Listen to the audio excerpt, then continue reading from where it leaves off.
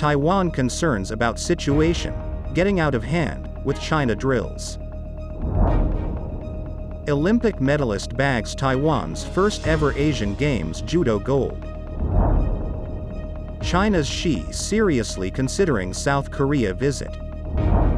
China upgrade bilateral ties with resource-rich East Timor. Biden aides in talks with Vietnam for arms deal.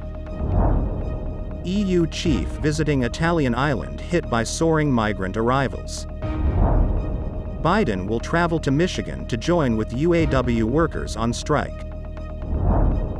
U.S. Pacific Summit suffers setback as Solomon Islands PM skips meeting.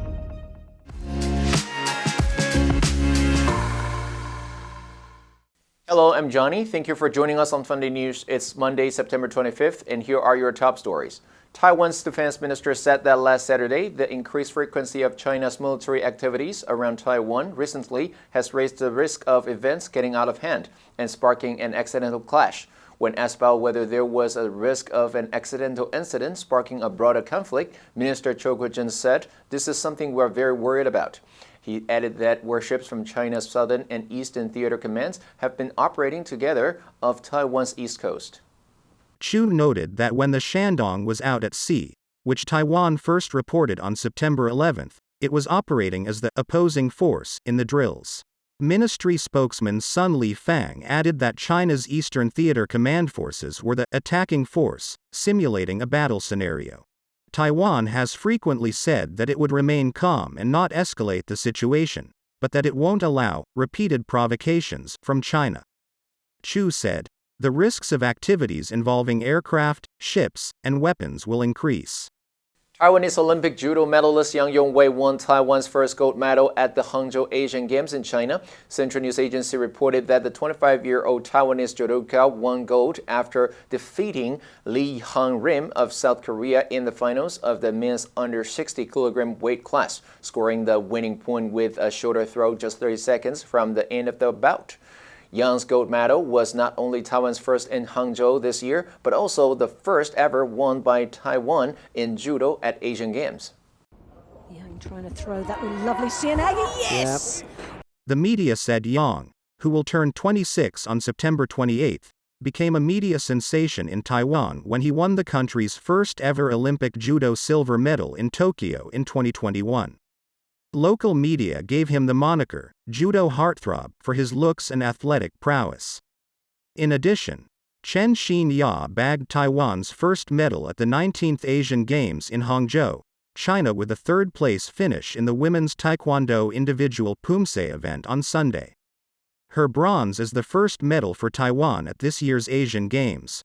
Last Saturday, Yonhap News Agency reported that China's President Xi Jinping said he will seriously consider visiting South Korea as part of efforts to support peace and security on the Korean peninsula. Separately, China Central Television reported that Xi had told South Korean Prime Minister Han Duck-soo last Saturday that China is willing to work to promote a strategic partnership between the two countries. Yonhap reported that Xi told Han he would welcome such a summit at an opportune time. Xi, who has not visited South Korea since 2014, held talks with Han in the eastern Chinese city of Hangzhou before the opening ceremony of the Asian Games last Saturday. The commitment to cooperation came ahead of scheduled trilateral talks in Seoul on September 26 involving senior officials from China, Japan and South Korea, which intended to pave the way for the first summit between the three countries in 4 years. Yonhap reported that Xi had said China supports dialogue between the two Koreas.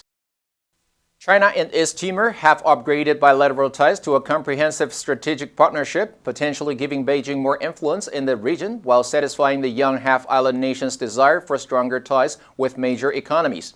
The Chinese Foreign Ministry said in a statement last Saturday, the agreement to enhance relations came after China's President Xi Jinping met with East Timor's Prime Minister Shoshana Guzman in Hangzhou ahead of the opening ceremony of the Asian Games.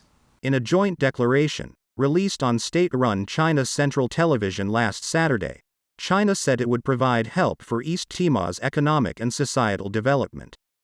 The statement said both sides agreed on close high-level military interactions, an expansion of bilateral investment, and cooperation in areas including infrastructure and food.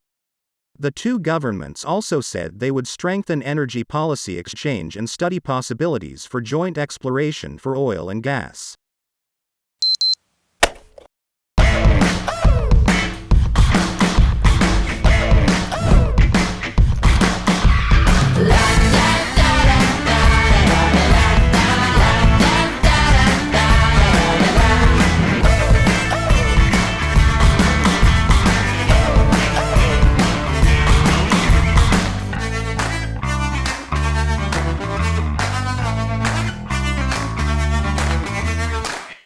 According to two people familiar with the deal, the Biden administration is in talks with Vietnam over an agreement for the largest arms transfer in history between the ex-Cold War adversaries.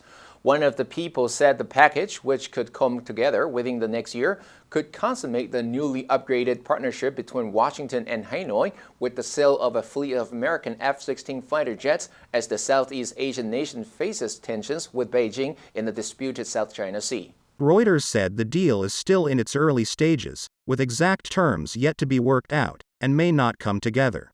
However, these negotiations have been a key topic of Vietnamese-U.S. official talks in Hanoi, New York and Washington over the past month.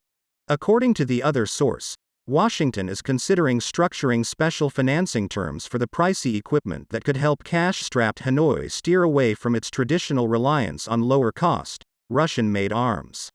EU Chief Ursula von der Leyen has pledged action to help Italy's crisis-hit island of Lampedusa during a visit on Sunday. The island of Lampedusa has a population of less than 7,000 and has recently seen a migrant uptick, with Italian authorities saying that 7,000 people had arrived in just 2 days.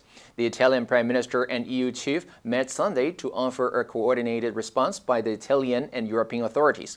Von der Leyen said, "Migration is a European challenge and it needs a European answer and solution." The Italian Prime Minister Meloni said the problem of migrants crossing the Mediterranean to Europe cannot be solved by redistributing migrants within European borders, but rather requires tackling the problem externally and preventing the departure of migrants. Von der Leyen said, "We will offer migrants real alternatives through this humanitarian admission.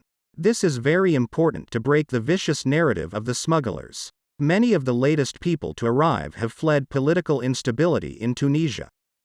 U.S. President Joe Biden on Friday said he will visit Michigan next week to support strikes by the United Auto Workers. The UAW endorsed Biden's 2020 bid for the White House, but has not yet backed his re-election campaign. The president's announcement came hours after UAW boss Shawn Fain invited Biden to join the striking auto workers. Biden sided with the auto workers on September 15th when the UAW initially targeted 3 key plants in Michigan, Missouri, and Ohio. Biden said during a brief address that record profits at Ford, General Motors and Stellantis have not been shared fairly, in my view, with the workers. In a statement posted on X last Friday, Biden said, "Tuesday, I'll go to Michigan to join the picket line and stand in solidarity with the men and women of UAW as they fight for a fair share of the value they helped create." The union boss Fain said the walkout will hit 38 locations across 20 states in 9 regions, but it spared Ford because the company was serious about reaching an agreement. The White House has said it is disappointed that the Solomon Islands Prime Minister Manasseh Sogavare will not attend a Pacific Island summit with Joe Biden this week. Biden's Pacific Summit with the 18-member forum will take place on Monday and Tuesday in Washington. The Solomon Islands Foreign Minister Jarmin Monalay will attend the summit instead.